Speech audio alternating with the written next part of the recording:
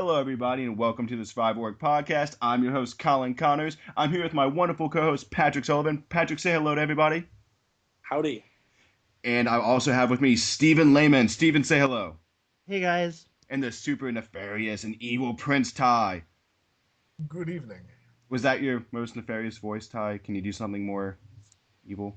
I don't know. Would you like me to I would out of the podcast? I mean, I can do that. I don't know. I've pitched some. Had some training in that. In the last I few gave minutes. you a big introduction. You're kind of. Anyways, we have the Latino. What did you want me to do? I always say good evening. That is what I do.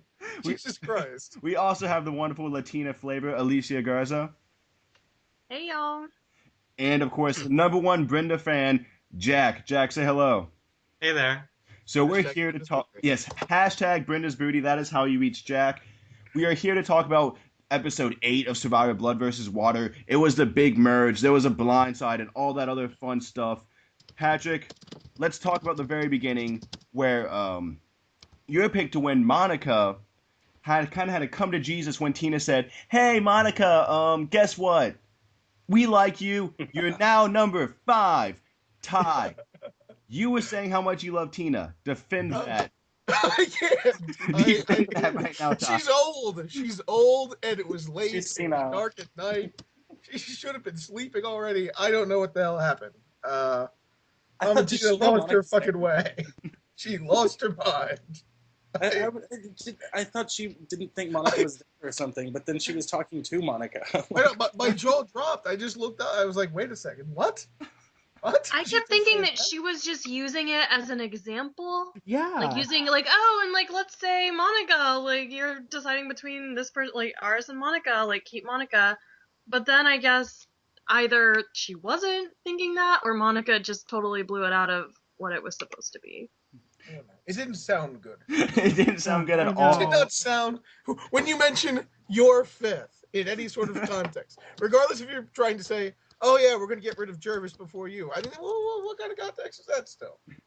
No, Tina has been playing such a good game. she has. know. She was I so in charge, and it just went completely to Steven, shit. But maybe Venus will save it. Yes. what are your thoughts on this? As I adore Tina, but yeah, that was, you don't do that. You don't be like, hey, we like you so much that you're now our 5th. Like that, you can't do that. well, how Or did if you do that, you immediately pull her aside after, and you're like, okay, me, you, and Katie all the Right. way. Yes. well, it just seems to me that it seems so weird to have someone who is playing a remarkable game just do something so stupid. Jack, do you have any input? I just didn't know if it was like lazier on her part. She thought Monica was like naive enough to go along with it. It was just, you could tell that Monica was instantaneously displeased with the fact that, all right, I'm going to join up with these 2 pairs and accept my 5th place spot. Like, she's definitely not going to go with that, and it shows how she decided to go with Tyson in the end and not with Tina. Mm-hmm. Oh, God. To me, that was the second biggest moment of the episode. Is that how people played in season 2? No, I guess. kind of, because that's how they knew that Jeff had votes. Kim was just like, "Oh yeah, he has votes." Oh, yeah. You know, honesty is the best policy, I guess. Playing Survivor. So let's jump ahead. We got to Redemption Yeah. Island, the amazing duel to re-enter the game, and it was such a nail-biter. And by that, I mean we all kind of knew Lord would win. Like, I don't think anyone even had a iota that it wouldn't happen. Even when they were trying to put it, like, even, it was Laura Boham is 1 inch away, and Laura Moret has not moved. How will this turn out? I don't think anyone was surprised. I was surprised by Laura Boham outlasting John. Alicia, yeah.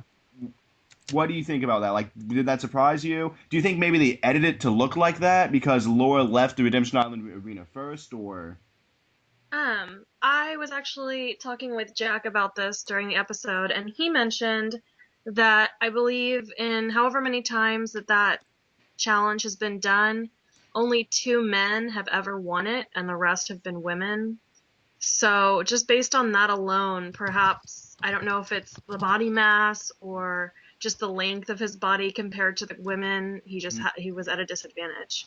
Well, what I heard because of the size of your feet actually play a big part in that because men typically have bigger feet, it actually messes them up. And while I do agree that sometimes challenges can be gender biased, and even though that challenge is actually gender biased towards females, so many other challenges are like digging a hole and stuff that it kind of I think it in the end it all kind of balances out. I agree with that. Yeah. I will say I was confused as to why all three of them were wearing shoes because I thought that you would want, Bare feet. bare feet to like Yeah. make them as slender as possible, but who knows. And when Ozzy won it in South Pacific, I believe he had bare feet. Yeah, the only other winner that's male is Tyson. Had the amazing Laura Moret wins. Laura Moret gets a clue and she throws it into the damn fire. Was anyone surprised by that? No. I was a little surprised just given that she was already going to have a target on her back inherently by being the one, the unworthy one, quote, coming back in the game after being voted out once. So I was surprised that she wouldn't take it and try and use it, or if her daughter would need it, that she would take it. But, you could tell Jeff was not surprised. And there it goes. Well, it seemed like Jeff was like, oh, damn it, again. We spend all this production money on these damn clues. They're really clever. Throwing it away. How much money could they possibly spend on it? Yeah, It's a piece of paper. he had like a bitch face. Yeah, he was just like, he was really trying to sell it. He was like, Laura, now you can keep the clue for yourself. No, it didn't happen. Well, as the host/producer, he does kind of want to keep the drama going. But I kind of agree with everyone else that this season has enough layers to where the idols don't really matter, if that makes sense. They're not really needed to create the drama. The dramas are there. Exactly. Yeah. So then we have the amazing merge feast, and Hayden was our narrator. And Patrick, you're a resident Hayden expert. I want to hear your thoughts about Hayden having multiple confessionals throughout this episode and what they mean overall for him. He's not as obnoxious as I thought he was going to be, because in Big Brother he yelled at the camera. There's always a yeller, but he's been pretty good at narrating, I guess. Well, do you think that's a good sign for his future? Sure. I mean, it's or it could just be. It could just be that he is better at it than other people. Patrick, what the hell is going on? That was my phone ringing. Hold on. All right. So, I just mentioned how the clue got thrown away, but yet we saw Tyson finding the idol, and him saying the famous, "I'm not going to tell anybody about this." Ty, do you think Tyson will actually keep it a secret for as long as possible, or is he going to turn around and tell everybody in the next episode? I don't think he'll tell everyone in the next episode. Not that he's playing. I mean, I feel he'll tell Jervis. I don't think he's going to hide that from Jervis. He won't tell Monica because he hates Monica. I think he holds on to it for a little while. I think he does. Unless him taking the heat for this really gets him riled up, which it could, but I don't think it will. I think he'll keep it quiet for now. For now. Well, you mentioned earlier Tyson not being a big fan of Monica, and something I've noticed, and maybe you guys will agree or disagree with me, Monica has had a bunch of people have confessionals about her saying Monica is overplaying, Monica is over-strategizing. And it appears that she's doing that, but how the hell has she not been voted off? Steven, what's your thought on that? Especially that, Kat said Monica's overplaying, Tyson said Monica's overplaying. Well, to be fair, when you have people like Kat, who, as sweet as she is, her overplaying is, well, playing in general, I don't know if she has the necessary merits to call out someone else on overplaying, but I think why Monica has stayed is because Tina has some sense of loyalty to her, and honestly, I think the reason Monica has made it this far is because, on the new Go On, Tina was the one who kept Monica. I really think that this all goes back to Tina seeing who's loyal, who isn't. Even after Kat's little slip up with Monica, Tina was the one who filled her in, and then Monica was the one who pulled the trigger. But still, I mean, And you mean by Tina, liking loyalty? Tina goes, "You're loyal to me, you get 5th place." yes, that was not a. Oh, Jesus. I have a feeling we're going to be talking about that for a while. Jack, what's your dynamic on Monica and the Monica-Tina relationship? I think I agree with what Steven has said, and people have commented when they talk about Monica how oh my god, Monica talks a lot, but I think she's still loyal. So I think Monica sort of people talk about how when people return, they try to emulate the whoever won that season. They're oh my god, Kim was a really strong strategist. I need to be that way in my next season because that's how she won. So you saw Monica tell Brad, you need to get an alliance right immediately. Mm-hmm. That's what happened on my season. So Monica, I think she's over strategizing, talking to everyone, and she's just overplaying, but people can still see through her. You sort of saw Tyson how you just need to show a little bit of respect, listen to her ideas, and she'll be with you. So I think she's definitely being more active than she was last time, maybe too active, but I think she's more transparent than she believes she actually is. Mm-hmm. No, I completely agree. Ty, what's your take on Monica and Tina's dynamic? Well, I think Tina's going to be pissed. But Tina has herself to blame in this rare particular moment. Honestly, I could see Monica going to the end now. I don't think she's going to win. Scarily enough, if Venus doesn't turn around and everybody's pissed off at Tyson, I have a new contender entirely, and I cannot believe I'm fucking saying this. I think Jervis might end up fucking winning. Oh my god. Mm-hmm. Well, could you fucking imagine? Oh my god. I would love it if Jervis won because Could you fucking imagine? Jervis had my favorite quote at the very first episode, which is, "I haven't played since the first season, and now I'm back. I think that's the longest anyone's ever gone without playing." He would be such a Fabio winner. God damn it. Oh my god. Oh, I love it. I got so mad when I heard that. I was like, wait, what? How is that? No, you're the longest. It's impossible. It's the first. And if he wins it, and for all you listeners out there, you can see the secret scene where it comes out that he was pretending not to know how to swim. Really? Yes, and if you watched the challenge, I believe 2 weeks ago when he was swimming, he did fine. Oh, Yeah, and true. Jeff even commented on his Jervis drastically improved swimming. How he Yeah. learned how to spoon it in 6 days. What the fuck? Maybe it's a program he's trying to push.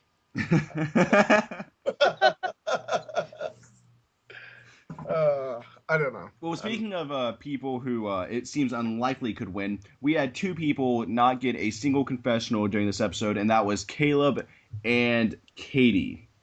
Yeah. Caleb got a strong edit right in the first couple of episodes, right off the bat. Only Once. I think he had a Got pretty decent. one episode I think of- he had some decent kind of maybe early Kim Spradlin types, because in One World she only got a couple confessionals for the first 3 or 4. But anyways, He Caleb. killed Brad Culpepper. That is his contribution That to the scene. is that his Yeah. story arc, Ty? That is it. Is everyone else is going to agree that that's Caleb's story arc, and we're going to see him get picked off in 3 episodes? I had already forgotten who he was. I list off my highest contenders to my least high contenders every week, and I was doing it today from last week's episode, and Caleb was the last person that I happened to recall was still in Survivor. And then today he gets one, I think, quick word that's kind of like him agreeing to go along with the 5 singles, and that's that. And what about Katie? Is she just Tina's? She was just it's a Friend. game, bitch. Good for That her. was- Yeah, It's a game, bitch. I did forget she did have that great moment, but she should have That had was her so hipster basic. glasses at Tribal Council. That would have made it so much better.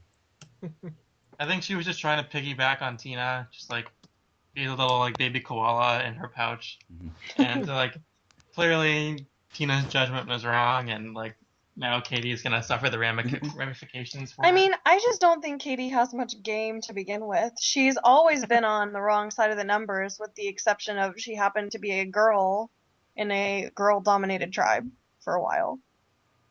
So I just don't think, I don't know. I just don't think she is making connections. I don't think she has very much value.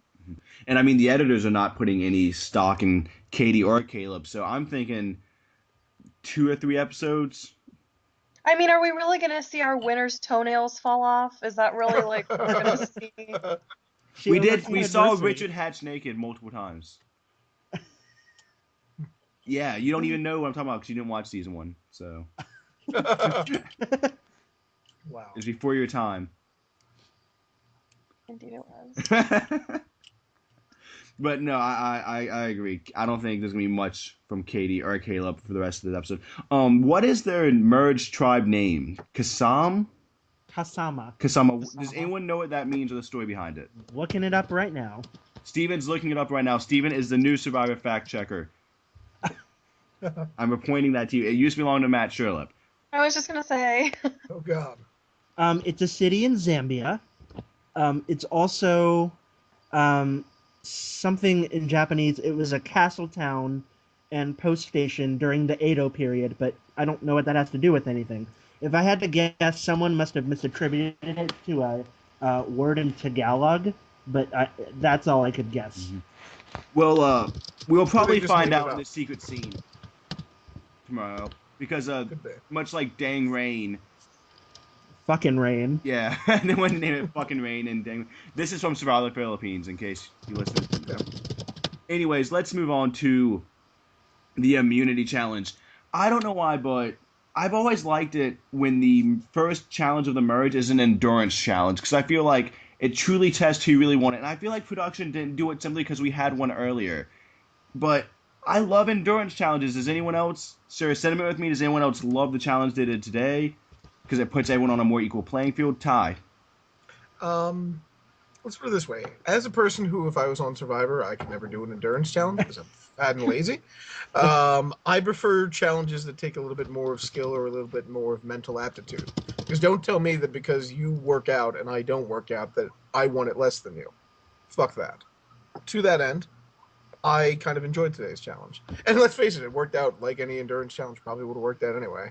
Oh, shock. The Super Brothers are against each other. And whoever loses is apparently going to go home. Because they didn't really do much of a dramatic job on that. So, I don't know. I was fine with it either way. I thought the challenge seemed too easy. They only got to through two Yeah. rounds of it. Well, I blame And the contestants It's sucking just- at it. Apparently. I just didn't understand. I mean, it was basic symbols. There were only 6 to start with.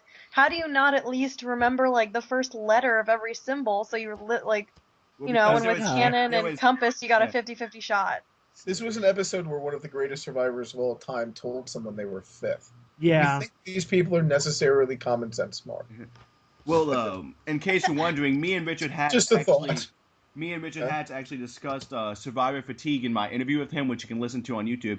And he mentions how a lot of times people play badly simply because they're hungry and they're tired. And I think that has a lot to do with a challenge like this, where all of us could probably get 10 symbols down without it being too complicated. But because, you know, they haven't been sleeping, they haven't been eating, it suddenly becomes a big deal. Steven, what was your take on the challenge? You know, I'm with Ty on that, where if I was on Survivor, I would not like an endurance challenge. So, you know, as much as, I'm a little partial to the challenges like the perches, like they had in Australia and Amazon, where you just stood up there as long as you could. I don't know, I think that kind of endurance challenge is what should be at the merge. But for a memory challenge, it was kind of fun to see people completely botch it. My father actually pointed out that he said, "Why the fuck did Monica lose after 2 symbols? Like, how is that possible?" And then I pointed out that her husband is an NFL guy, so we don't really know what could be going on with Monica either. So she may have Inherited Post-traumatic that? trips. Yeah, she may have also. She may have CTE. Yes. So in the past, we have seen someone come back from Redemption Island and immediately get voted off. And true to form, she became a target, Laura, right out of the gate. And I actually would have been kind of happy to see Laura go because I think that would have kind of killed the Redemption Island twist. Does anyone else agree with me on that? Does anyone else, you know, did this season make Redemption Island worth it? for ruining 2 seasons. Ty, what do you think? I mean, it didn't make up for those 2 seasons, I wouldn't say. Trying to force Coach as a real player and the Boston Rob infomercial, no, you're not going to save that necessarily. That being said, I think they'll keep doing it whether Laura got voted out or not. So long as it serves their purpose, they'll continue to fucking do it. So to that end, I wanted her gone just because ours is more interesting than she is. So to that end, as a viewer, it would have been nice to see Laura go because basically all she did was act like a crazy person and be like, "Oh, we should split the votes on Tina." Okay, Laura. Okay, maybe you should have eaten more on Redemption Island, perhaps. Although it did give that very funny Sierra quote where she was like teaching her the way. She like made a little funny. Yeah. Well, I enjoyed Steven, you're a Survivor fact checker. How many tribal councils has Sierra survived? She has made it through. Are we considering the initial vote off as a tribal council or no? We can, that. yes. Sure. Okay, if we are, then she survived. She has now survived 5 or 6 if we want to count the voting, the tie with Brad. And how many has Laura Moret survived in her overall stint in Survivor? In her overall stint, she has survived. Let's go to. Probably not that many. Yeah, I think it's. Because Galoo only lost one Yeah, challenge and pre-merge, that's when yes. and then Black Russell, had a medical emergency. Black Russell. Yes. Sorry, pardon me, good Russell. He's not good. I would have to. I mean, I immediately knew you weren't talking about Russell Hantz anymore. Unless you were talking about Black-Hearted Russell. But Laura Moret in Samoa survived 3 tribal councils before she got voted off in Samoa. And so Laura Moret has only survived 4 tribal councils altogether. Yes. Counting tonight is 5, and so Sierra, if you count tonight, has outlasted her. So Sierra has done a better job at Survivor, arguably, than Laura Moret. That's my girl. That's why I picked her to win. Actually, that's not why, but... Oh, gosh. What basically I'm trying to get at is this idea that Laura Moret isn't really that good of a player, and I actually don't think she'll be around much longer this time, too. I picture maybe someone like Vitas getting voted out, and then they would get rid of Laura Moret also, just because they don't want that pair there. Jack, what's your thoughts on that? Yeah, I think that given the preview and just how that like coalition that Tyson and Jervis are spearheading right now, they're sort of going for big players now while they can. So like I also agree that Vitas is probably the next target, barring he doesn't win immunity. But we've seen that Laura Moret, despite barely even being in this game, is like still trying to like be selfish and think for herself. She like came up with this plan to like put 4 votes on Tina and whatever. So I think that they won't see Laura as like a loyal follower, more as someone who's just like hitching along for the ride and waiting for her moment to strike, and then they'll try to get her out before she has any chance to flip a minority vote. Ty, do you have any response to that? I pretty much agree with what he said. I see maybe 2 or 3 more episodes for her. I think it'll either be Vitas or Tina next round. I'm hoping it'll be Tina because I don't want Vitas to go to Redemption Island because I'm stuck with him as my winner. And you want to get that 5 guys. I really do. If I don't eat that specific burger, clearly I'll never eat a burger again. So my pick to win. Up in the stakes with our gut. And my pick to win is currently on Redemption Island. Wait, no, my original pick to win, but Ty was like, "Oh, you have to be fair, Colin. You can't just steal my stuff." You can't just steal my stuff. You can't steal my stuff, Colin. So my pick to win is currently on Redemption Island. However, and I want to poll the room on a scale of 1 to 10, and I'm just going to ask this question to everyone: how likely do you think it is that Aris can return from Redemption Island, Steven? Depending on who he goes against once and what challenges, I'll give him a 7. Okay, Patrick, are you here yet? Yes, I'm sorry. Okay. I don't know. He's pretty strong, but I'd say 5. 5, Ty? I would go with 6. I feel that they're Because it's all challenge dependent. It depends on what the challenges are. But he lines up, again, except for maybe his brother and Hayden, he lines up against almost everybody else favorably. Particularly if Tyson's still nursing an arm injury, which I think he is. So. Alicia. I'll say a 4 just because I think normally when people go to Redemption Island initially, they often do not return because they have so many challenges to win, and they don't have as many, I guess, people trying to feed them. Mm-hmm. And what about you, Jack? I'd say probably a 6 or a 7. I think RS's athleticism is really suited for Survivor. Like, he's strong, but also has good balance through yoga and all that stuff. So he'd be good at endurance challenges, like the one today. He's also, I think, pretty smart, so he'd be pretty good at puzzles. And then with any strength or agility thing, he would be good at that as well. I would give it a 7 or an 8 also. I think RS has a pretty decent shot of returning. I mean, there could always be the random challenge he doesn't know how to do, but looking at who he could possibly go up against, I think he only has 1 or 2 tough duels ahead of him. Do I think he can make it to Final Tribal Council? Probably not, but I still have faith in him because I have a Five Guys burger resting on him. So before we wrap things up, does anyone have any final thoughts or last ideas you want to pop out here? The preview with Tina, that was fantastic. Yes, it was. That is 5 jury votes you are never going to get. You go, girl. Well, everybody, thank you so much for listening.